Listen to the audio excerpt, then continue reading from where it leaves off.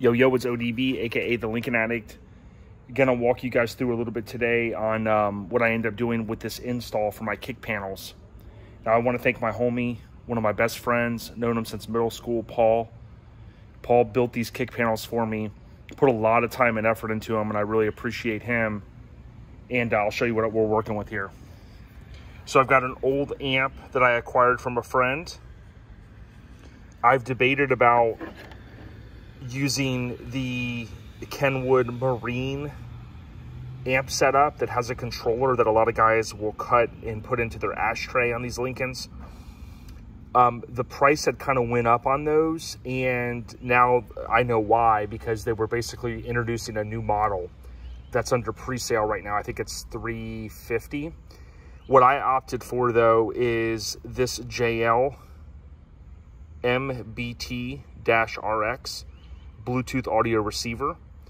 This basically just plugs in to your amp.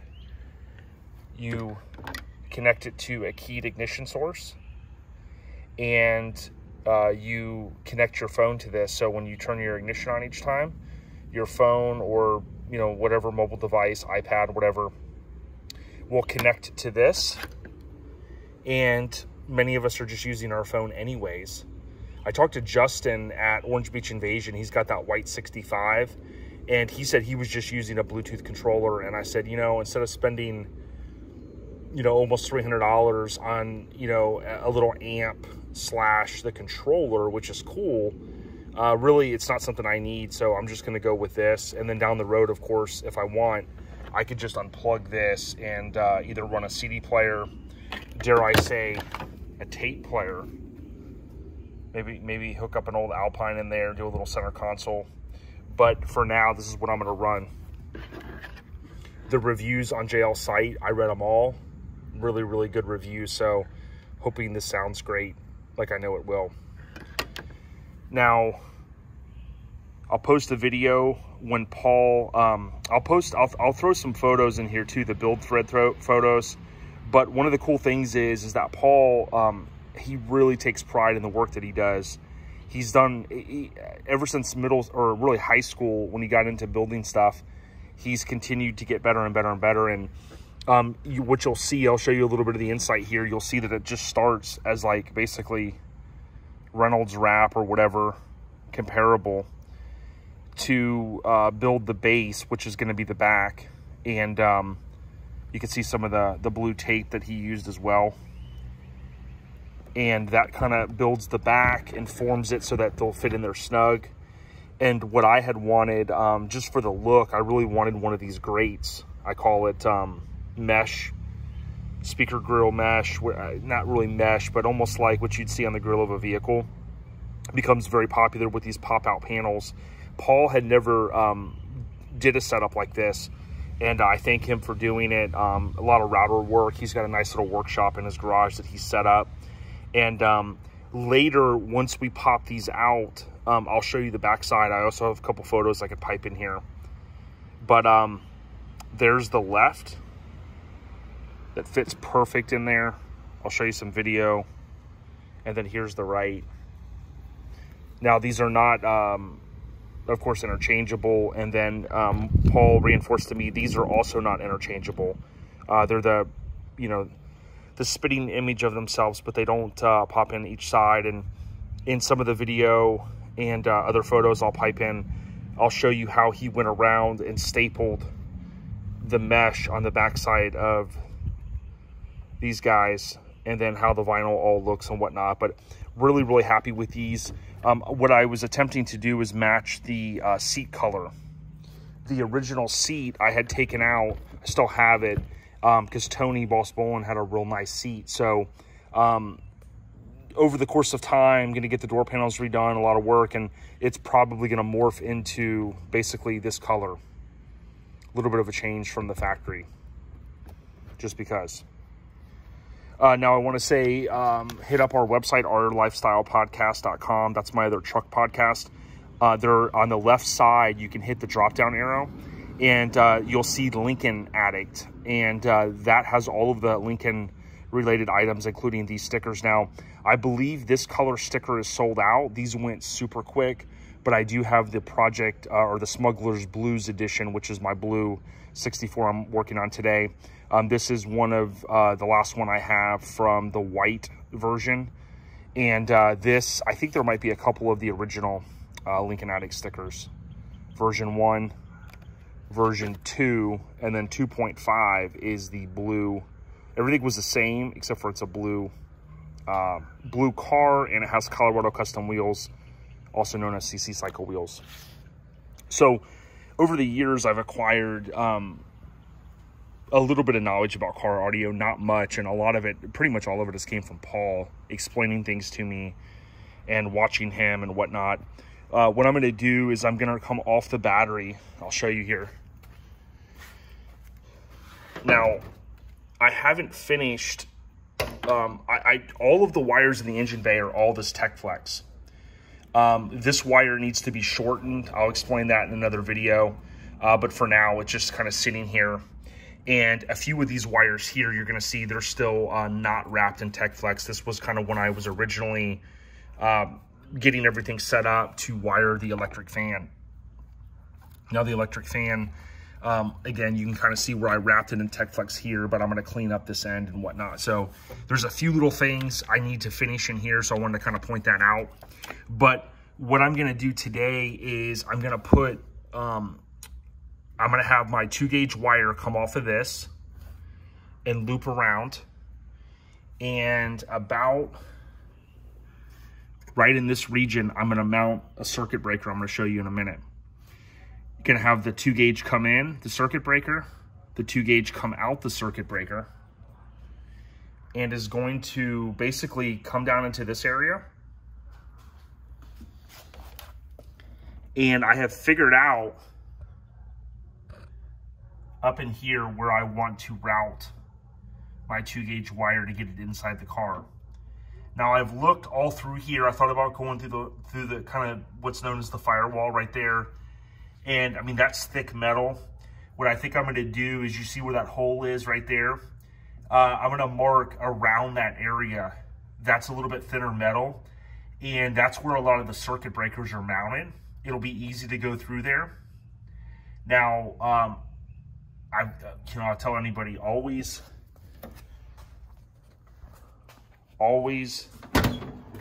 double check everything before you start drilling stuff. Now it's a little dark in here for now, but yeah, you really can't see anything. For these Lincoln owners, you'll know you basically have all of your circuit breakers in this area up in here, and it's going to come through. Now, the reason why I haven't drilled anything yet is Paul still had the kick panels. I picked them up. I picked the car up this week after getting back from a truck show.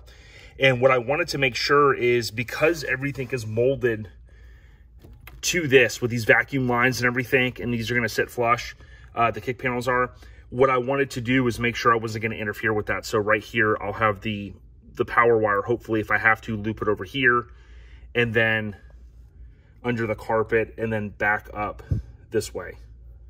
So if I loop it back here, I can run the speaker and power wire all together, you know, back to the back of the car. Really the hardest part today is just mapping out, or the hardest part with this is just mapping out where you want to drill your power wire. I'm a fan of running it inside the car because it's got to eventually come inside, and why run it underneath the car? I don't know if anybody, you know, disagrees with that, but to me, especially this car is going to be airbagged. I've got my entire kit from Jeff at Devious. So, you know, for me, I want to run the wire in the car along here, take out the back seat, fish it up through here, and then I'm going to have a distribution block, which I'll open this later. The distribution block's going to be up in here. It's going to run that 2-gauge in, and then I can come off of that. And the reason why I'm running 2-gauge, I try to think ahead on everything I do. This wire I purchased from Amazon. It's the cheapest place I could really find it. I think it was $70 for 25 feet. You basically get some real nice, what they refer to as welding wire. So you'll have good power wire. What I want to do is basically run this from the battery, and then once the car is airbagged, I'll be able to pick up power for off of this into the distribution block for the compressors. So instead of running, you know, wire for this, and then when Jimmy's running customs puts the devious kit on, I'd have to run wire again, or they would for the compressors. I want to think ahead. That's why I've got that. This is the circuit breaker I'm going to mount up in the engine bay. I've become a fan of these. I just like them because it's easy. Obviously, I mean, I used to always use a fuse holder, which you can also just pull the fuse, but this makes it easy. You basically push this button, and when this is like this, you basically don't have power going back to, you know, said item. So for anyone that, you know, is into air suspension, you'll know that a lot of times we're running pressure sensor for the tank. So like, let's say you're having a problem with your car or your battery's low, you don't want to turn your key on and have the compressors just immediately kick on if you're low on air. So this allows you just pop the hood, push this, then you've got no power back to the distribution block back there, which is going to be to the amp and to the compressors. This is the vinyl I purchased in town. Paul reminded me that there's a place in South Tampa area, so I went and got that. There's plenty left over. I think we will build an amp rack at some point. He mentioned that to me when I picked up the car. We've got plenty of this left over. I bought this on eBay. I'll leave a link in the description. Paul mentioned that he figured out what thickness to order by watching other videos on YouTube of guys that make these kind of pull-out panels with using this kind of mesh. So eventually we'll do an amp rack. Obviously, this took a lot of time. That's not something in the cards right now. I always try to buy a bag of these because they're not too expensive, usually on eBay or Amazon. This is what I'm going to use for the power wire off of the, might have a smaller size, but this will come off the battery. So I'm gonna see if this will work fine with that size ring hole. If not, I'll see what else I got. And the speaker wire. So obviously today, at least, I've got to run speaker wire to each of the front doors or kick panel area. That way, when I'm running this wire from the battery to the back, to the distribution block, this wire needs to be ran back to the back as well. And when Paul built these, of course, he made it super simple. He put speaker wire coming out. That way I can just connect right in, solder, or butt connect in, whichever you prefer. So let's get the show on the road. Hopefully I'll remember to stop and take video. That's one of my challenges. I get moving, and like many of us, you just stop to take, you know, you forget to take video. But I will do my best to take photos and video and kind of show you what I'm working with. This, I think for now, I'm just gonna mount on a piece of maybe MDF or particle board that I have. I think I have a piece of MDF possibly, and that'll be sitting back there. The distribution block will be near it. This wire over here will come in into the distribution block, and then out of the distribution block over to power the amp. You can see there, battery, ground, and not going to need a remote wire. The remote wire would typically go up to your head unit to power, you know, to basically give the signal to power on the amp. But because I'm running this, I basically don't need a remote. So, oh, and Paul did bench test this. He's really an audiophile, and he's got a lot of knowledge about this. He has a device that allows him to send the amount of necessary power to this, and that he had the kick panels, you know, already mounted, or not mounted, but he had them on the bench. And he got a chance to check them out. So, good stuff. More to come. All right, so step one, I have the 2 gauge. I basically cut the insulation off, crimped it with my crimping tool. I've got a little hydraulic crimping tool.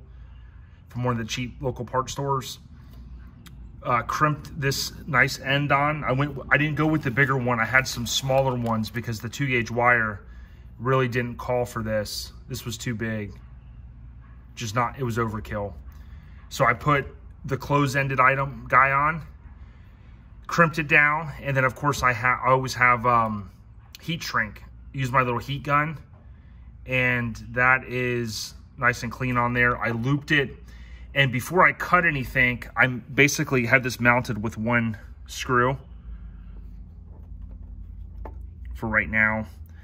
I ran the other one in. I actually try to save a lot of older stuff from different projects, and I had some of these maybe from, I don't know, probably from some SoundStream speakers, door speakers or something. But I have little bins I store all the extra stuff in, and I use these. These were perfect. I pre-drilled the holes. I used my little center punch, pre-drilled the holes, and these are good because these have the end where it gets it started, and then use the drill and ran those through once. But basically have the circuit breaker mounted here.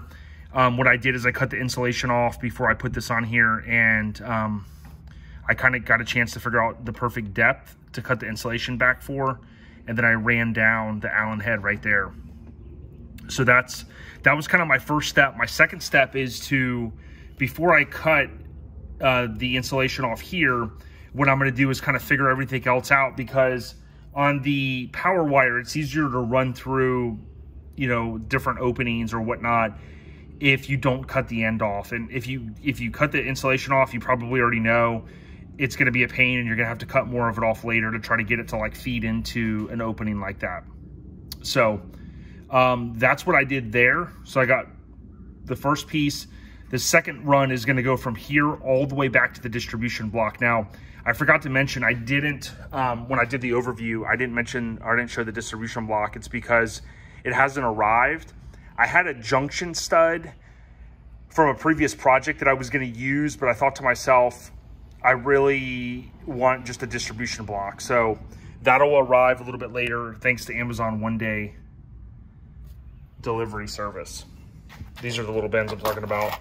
And a lot of times I'll just take older stuff. That's why I think this is from an old SoundStream door speaker kit, because it just had these little guys and just miscellaneous things. My dad used to call it the you never know pile.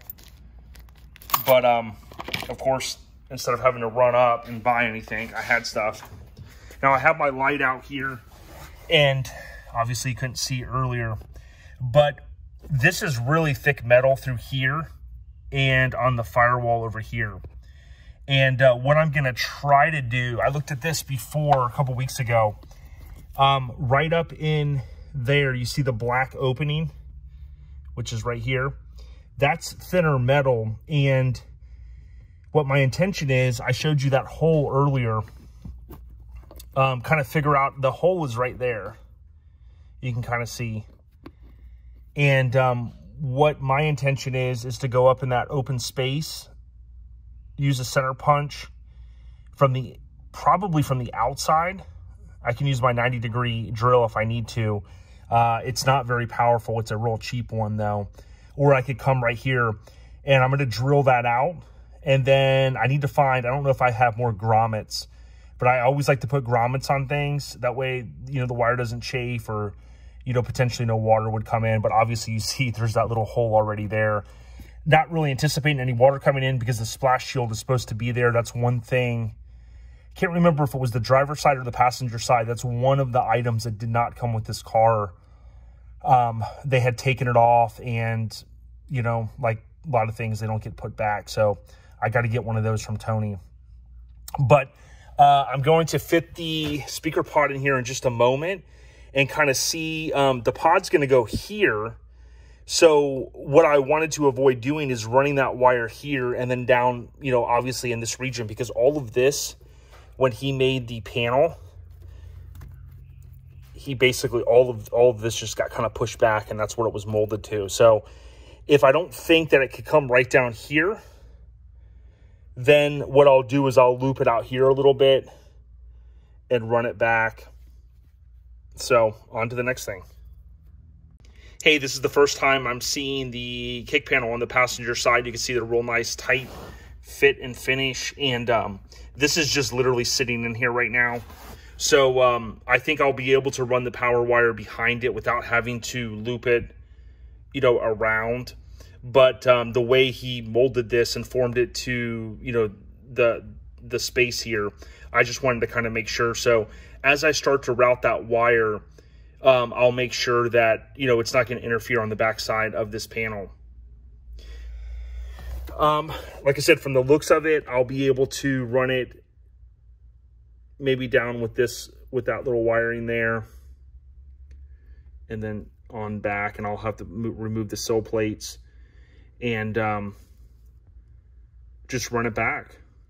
So one step, you know, mindset wise closer. So just got to keep pushing on to the next thing.